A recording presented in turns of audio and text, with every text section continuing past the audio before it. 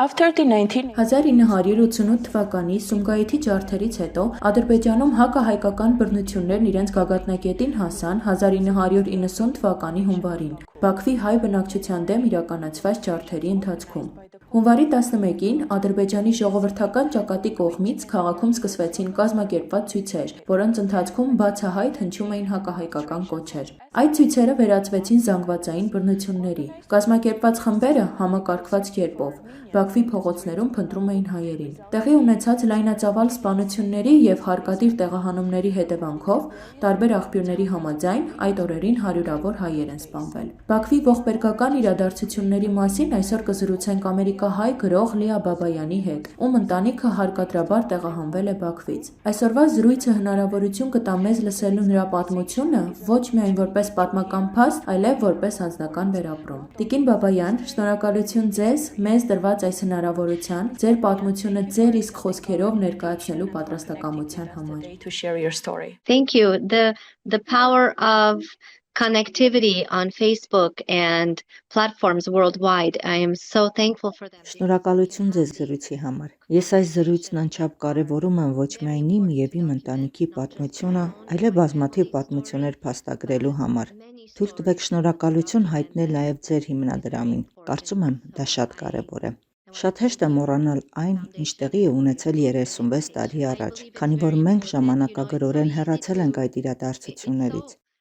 Ես հեռու եմ ոչ միայն աշխարհագրորեն, այլև այդ հիշողություններից եւ այնտեղի տարբեր ինքնության քաղաքականություններից։ Մենք աշխարհի մյուս կողմում ենք գտնվում։ Շատ հեշտ է, երբ վերապրածները թե մարդկային, թե հոգեվոր հիշողության մեջ փորձեն մոռանան եղածը, հուժվելու եւ առաջ շարժվելու համար։ Բայց ես համոզված եմ, որ կարևոր է փաստագրելը, կարևոր է ամեն տարի հիշելը, հարգելն ու խոսքի միջոցով կենդանացնել տեղի ունեցածը, հիշել ոչ միայն հիշատակի օրը։ Աշխատանքի բերումով, ինչպես նաև գրքի հետ կապված հարցերով շատ եմ ճանապարհորդում։ Միացյալ Նահանգներում պարբերաբար խոսում եմ ջարդերի մասին։ Quite often throughout the year in the United States.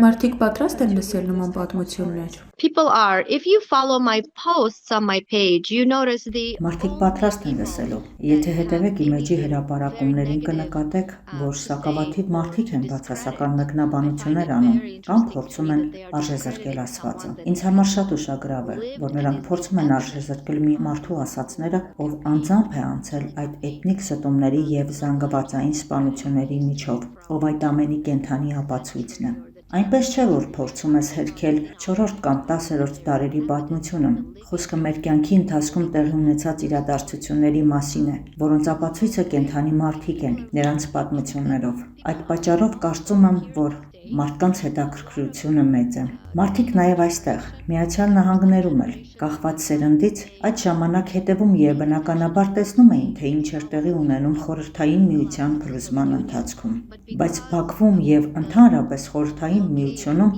լրագրության ու մեդիայի շրջափակման պատճառով շատ քիչ տեղեկություն էր հասնում միջազգային հանրությանը։ Ուստի այսօր շատերն են զարմանում, որ ապրելով ազատ հասարակությունում դեռևս շատ բաներ չգիտեն աշխարհում տեղի ունեցած իրադարձությունների մասին։ Այստեղ Միացյալ Նահանգների տարբեր նահանգներում ես շատ եմ զրուցում երիտասարդ սերնդի, ավագ դպրոցների 9-րդ, 10-րդ, 11-րդ, 12-րդ դասարանցիների, ամերիկացի ուսանողների հետ։ Իմ աշխատանքը հայկական սփյուռքի հետ չէ։ Սովորաբար հայկական սփյուռքը գիտի մեր պատմության եւ ցեղասպանության սերնդեսերունդ փոխանցված ողբերգությունների մասին։ Իմ հիմնական լսարանը, ամերիկյան հասարակությունը, ավելի լայն է։ Հատկապես երիտասարդ սերունդը շատ է զարմանում, երբ լսում է, որ նման բաներ են տեղի ունեցել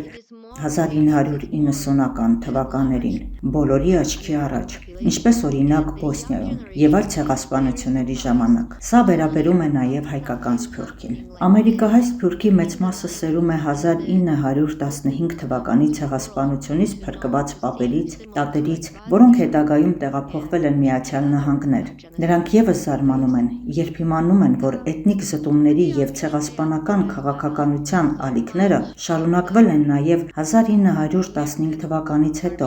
հասնելով մինչև 1990-ական թվականներ։ Ուստի նրանք էլ են զարմանում, երբ լսում են Սումգայիթի եւ Բաքվի պատմությունների մասին, որովհետեւ որպես սփյուռքահայեր մենք միմյանց հետ եւ կապված ենք եւ բաժան։ Միշտ չէ, որ մենք կապված ենք պատմական կապերով, ինքնության պայում կապված ենք, բայց մեր նախնիների միգրացիաներն ու աշխարհագրական տեղաշարժը մեզ տարել են տարբեր ուղղություններով՝ Հարավային Ամերիկա, Եվրոպա, Աֆրիկա կամ, ինչպես իմ դեպքում, Ամերիկայի Միացյալ Նահանգների Այդահո նահանգ, Twin Falls քաղաք։ Այսպիսով մենք շատ մոտ ենք Գլենդելին, Կալիֆոռնիային։ Մեքենայով ընդամենը մի քանի ժամվա ճանապարհ, գուցե 14-ից 15 ժամվա, բայց մենք շատ հեռու ենք ամբողջական ընկալումից, թե պատմական ինչ դեպքեր են մեզ բերել այստեղ, հատկապես Բաքվից գաղթած հայերը։ Իսկապես հետաքրքիր է լսել, թե մարդիկ ինչպես են ընկալում եւ ինչպես են արձագանքում նման պատմություններին։ Ուստի անկեղծ շնորհակալություն եմ հայտնում ձեզ։ Ability to understand the history of what brought us here, especially as a Baku Armenian. You were very young, like Դուք շատ փոքր էիք, երբ Բաքվում իրավիճակը շատ կտրուկ փոխվեց։ Ինչպես հասկացաք, որ ինչ-որ բան այն չէ։ Ինչից սկսվեց այդ ամենը։ something was wrong. Like what was the trigger? I was a young child, and I think when something unstable occurs in a child's life. Ես փոքր երեխա էի եւ կարծում եմ, երբ երեխայի կյանքում արտասովոր ինչ-որ բան է տեղի ունենում, նրա մեջ բնածին պաշտպանական մեխանիզմ է գործում։ Ոմանք դա անվանում են տրավմա, բայց կա նաեւ բարձր զգոնության կամ գերզգոնության մի վիճակ, երբ երեխան գտնվում է գոյատևման փուլում եւ ընկալում է մեծահասակների վարքագիծը։ Որոշ երեխաներ պարզապես կտրվում են իրականությունից։ Դա էլ հաղթահարման նրանց մեխանիզմն է։ Ես ունեմ քույրեր, զարմիկներ, ճանաչում եմ շատ երիտասարդների, որոնք նույն փորձության միջով են անցել։ Դրանց հիշողությունը դատարկ է, քանի որ նրանք այդպես են արձագանքել տեղի ունեցածին։ Հիշում եմ, որ ես շատ ազատ երեխա էի, խաղում էի եւ չէի ընկալում մեծահասակների աշխարհը։ Հասկանում եք, որովհետեւ երեխաները պարզապես իրենց աշխարհն ունեն։ Եվ մենք խաղում էինք եւ անում այն, ինչ մեզ ասում էին։ Ուտում էինք կամ քնում, բայց ես մեծ մասամբ հիշում եմ։ Սա այն ժամանակներ, երբ ես գնում էի նախադպրոցական հաստատություն, շփվում էի, դուրս էի գալիս աշխարհ եւ հանդիպում էի այլ մեծահասակների եւ երեխաների, բայց զգայական ինչ-որ ազդանշան ինձ հուշում էր, որ ինչ-որ բան է կատարվում։ Ես ազատ երգում էի հայկական երգեր եւ խաղում էի։ Մենք փոքր էինք, ժապավեն էինք կապում մեր գլխին, ձևացնում իբրև թե հարսնացու ենք։ Պարում էինք ավանդական պարեր, տատիկիս եւ մեր տանը պատշգամբ ունեինք։ Հիշում եմ, թե ինչպես էինք տատիկիս պատշգամբում երգում հայրենասիրական երգեր, որոնք այդ ժամանակ շատ տարածված էին։ Դա Ղարաբաղյան շարժման շրջանն էր, եւ մայրս շատ ամուր բռնում էր գլուխս ու բերանս, ներս էր քաշում տուն եւ ասում. Հեռու մնա պատուհաներից, պատշգամբից, մի երգիր։ Դա ինձ համար շատ տարօրինակ էր, որովհետև մեր ընտանիքում, ինչպես հայկական շատ ընտանիքներում, երաժշտությունը միշտ հնչում էր։ Դրա համար հատուկ առիթ պետք չէր։ Երգն ու երաժշտությունը միշտ կային, եւ մեր ընտանիքը շատ երաժշտական էր։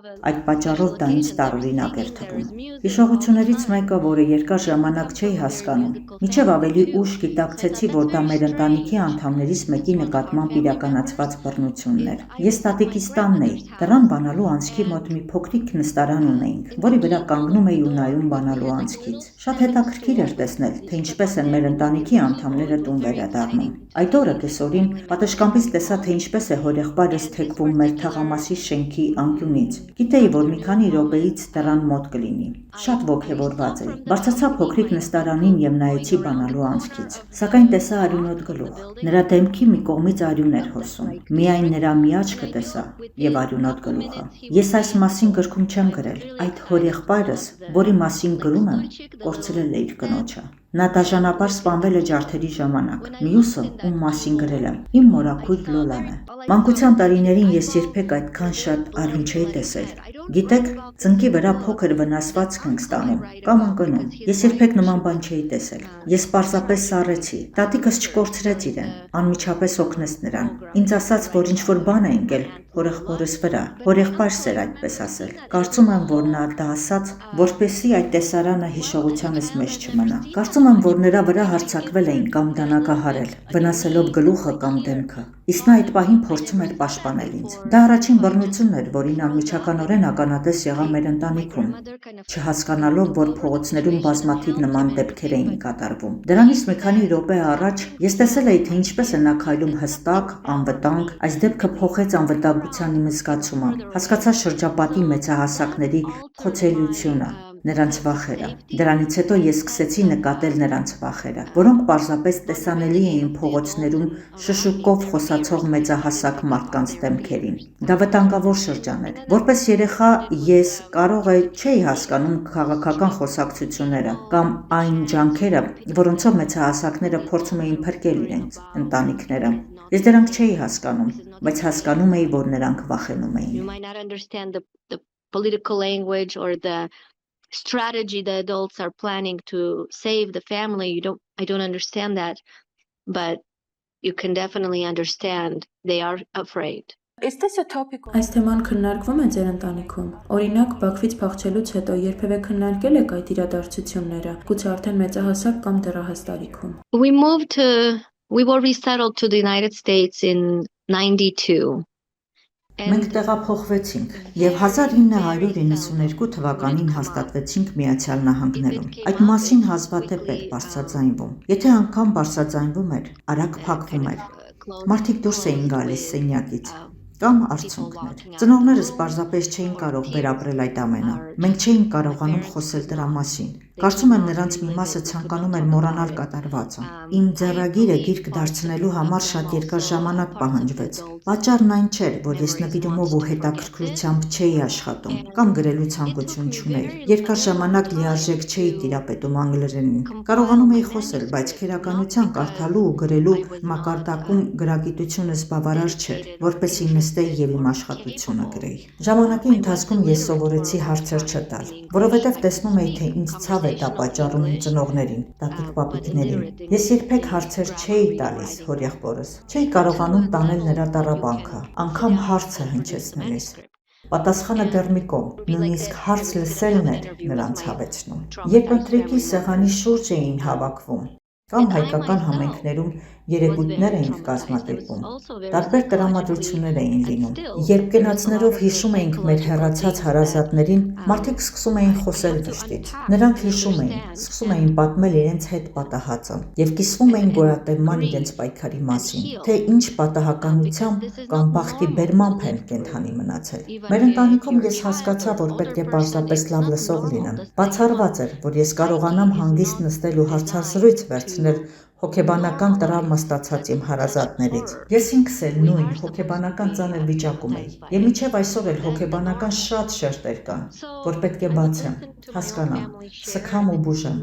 որովհետև ճիշտ չէ ապրել նման փորձառության մեջ։ Անկախ նրանից երեխա ես թե մեծահասակ, դա ճիշտ չէ։ Մարդու հոգեկանը ստեղծված չէ նման սարսափը սովորական դարձնելու համար։ Մենք անխուսափելիորեն տրավմայի ենք ենթարկվում դրանից, եւ դա բնական է։ Այսպես ես լսում էի իմ ընտանիքի պատմությունը եւ փոքրիկ կտորներով հավաքում ամբողջ պատկերը։ 2005 թվականին ընտանիքիս հետ առաջին անգամ վերադարձա Հայաստան։ Այդ այցի ընթացքում կարողացա հավաքել մի քանի լուսանկար, ինչպես նաեւ այն հարազատներիս վկայությունները, որոնք արդեն կարողանում էին խոսել ու կիսվել իրենց հիշողություններով։ Ես այցելեցի նաեւ Եղվարդի դպրոց, որտեղ ժամանակին ապաստան էր գտել իմ ընտանիքը։ Ինձ թույլ չտվեցին ներս մտնել։ Ամառ էր եւ դպրոցը փակ էր։ Սակայն 1.5 տարի առաջ մենք կրկին վերադարձանք իմ գրքի վավերագրական ֆիլմի նկարահանումների նպատակով։ Այդ այցի ժամանակ կարողացա ներս մտնել, հանդիպել դպրոցի վարչակազմի որոշ անդամների հետ։ Մտա պահեստային այն սենյակը, որտեղ ժամանակին ապրել էր իմ ընտանիքը։ Այժմ այդ տարածքը վերանորոգվում է։ Կարծում եմ սոցիալական ծառայության գրասենյակ պիտի դարձնեն։ Այդ պահին ես զգում էի, որ տանն եմ, թեկուզ ճակերտավոր, թեկուզ փոխված։ Ես խոստացա նրանց, որ կապ կպահպանեմ եւ երեխաներին գրքեր կուղարկեմ։ Մի քիչ դժվար էր դա անելը, կապված տեղափոխման խնդիրների եւ աշխարհում կատարվող իրադարձությունների հետ, բայց նրանք ինձ համար շատ մտերիմ եւ թանկ մարդիկ են։ Երկար ժամանակ պահանջվեց մանկությունից դեպի պատանեկություն, այնուհետև չափահաս դառնալու անձնական ճանապարհն անցնելու համար։ Միայն 2018 թվականին էի պատրաստ հրատարակել իմ գիրքը։ Մայր դառնալն ինձ դրդեց այն հրապարակել։ Ես գիտակցում էի, որ տատիկիս ու պապիկիս, ապա նաև ծնողներիս մահից հետո նոր սերունդն միշտ կկորցնի մեր գոյատևման պատմությունը։ Եվ եթե ինձ հետ ինչ-որ բան պատահեր, իմ երեխաները, որոնք ապրում են այս մեծ նոր երկրում, միայն իրար կունենային։ Նրանք չէին իմանա իրենց արմատների և հայկական ընտանիքի էթնիկ սպանությունների և ցեղասպանությունից հետո գոյատևման պատմությունը։ Ես պատասխանատվություն զգացի այս հուշագրությունը ստեղծել նախ և առաջ իմ երեխաների համար։ They only have each other and the story of their roots and of their Armenian families' survival of ethnic killings and genocide. And so I felt a sense of responsibility for my own children to produce this document, this memoir. When did your family settle Երբ է ձեր ընտանիքը հաստատվել Բաքվում, ինչ եք հիշում Բաքվի հայ համայնքի եւ տեղի հայերի առօրյա կյանքի մասին։ there for Armenians? Well, that's where I was born. That's where I was born. And, that's where my parents were born. Դե ես հենց այնտեղ եմ ծնվել։ Այնտեղ են ծնվել նաև իմ ծնողները։ Հայրս նրա ընտանիքը Արցախից էին։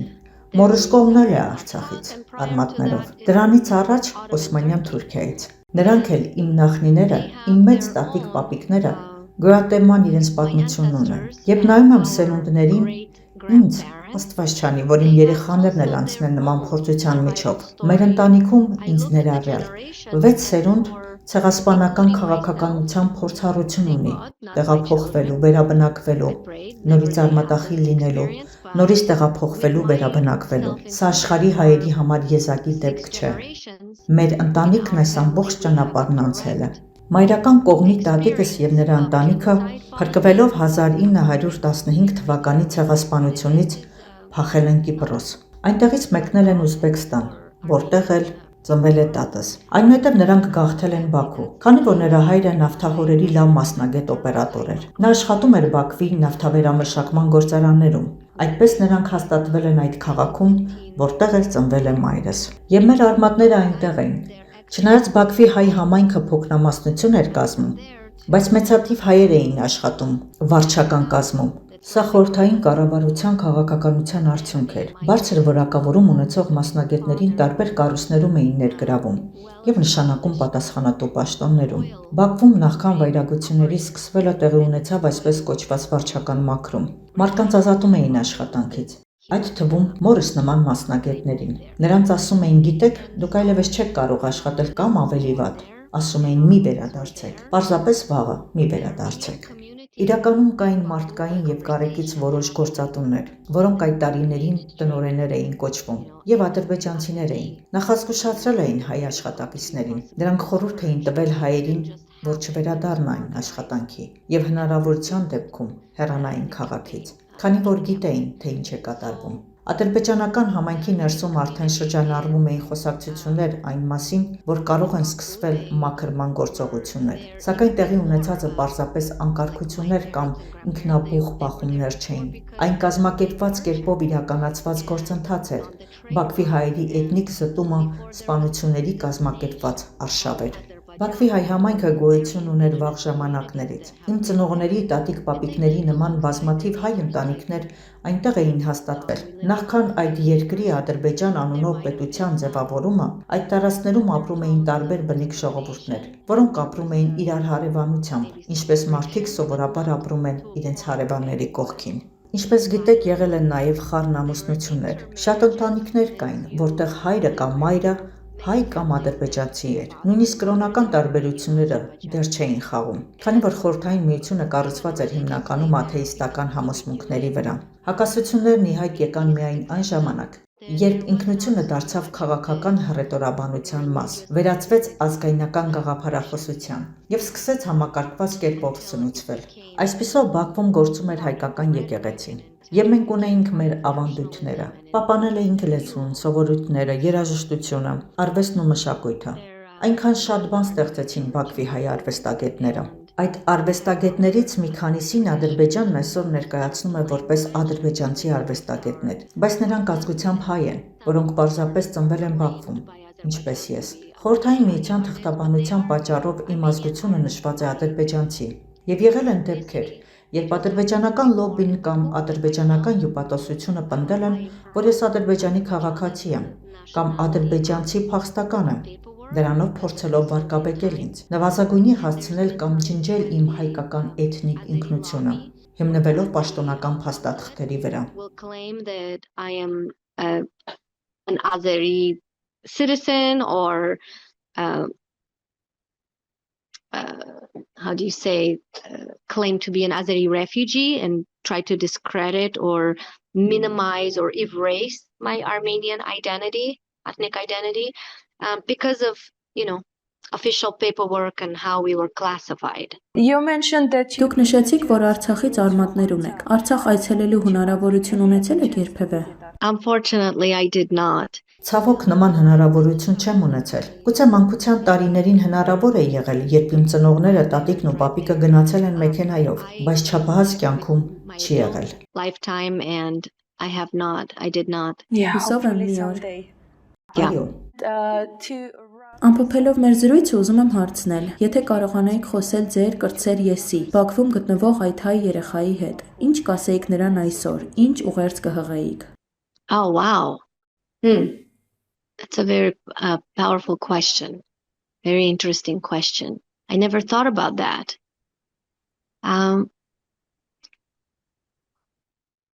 Օ, հրաշալի հարց եք տալիս։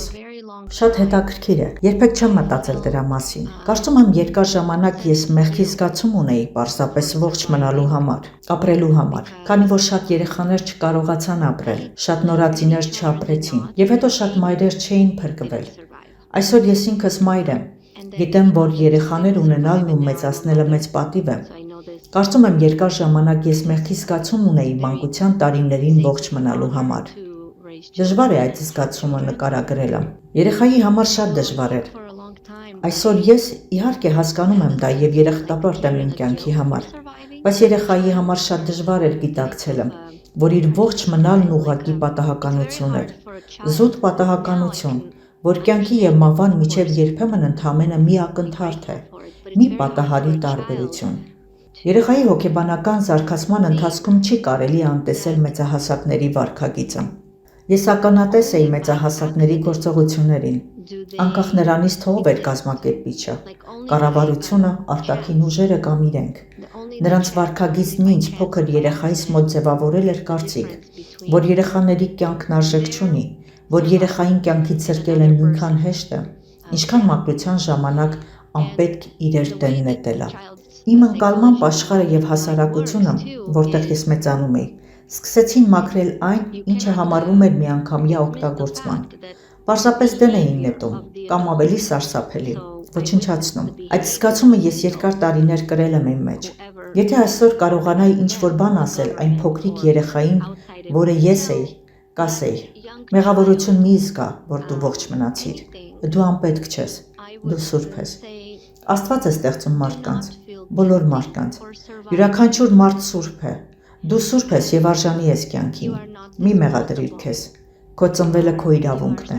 Ինչպես յուրաքանչյուր երեխայի եւ յուրաքանչյուր մարդու այս աշխարհում։ Ոչ ոք պարտավոր չէ ունենալ հատուկ ծագում կամ դավանել որևէ հատուկ կրոն։ Յուրաքանչյուր մարդ այս երկրագնդի վրա ապրելու իրավունք ունի, առանց բռնության, առանց վախի։ Սա այն է, ինչ կուզեի ասել։ Շատ կարևոր հարց էր։ Շնորհակալություն ձեզ։ From a specific background or have a specific religion. No, every human and every child in this life, on this earth, it is their birthright to live a life without violence. and that's really powerful. Իսկապես շատ Thank you so տպավորիչ much. էր։ Շնորհակալություն, որ չմերժեցիք զրույցի մեր հրավերը։ Let me just Թույլ տվեք remind you հիշեցնել, that որ today մեր was հյուրը Armenian ամերիկահայ American գրող Լիա author Leah Բաբայանն է։ Babayan.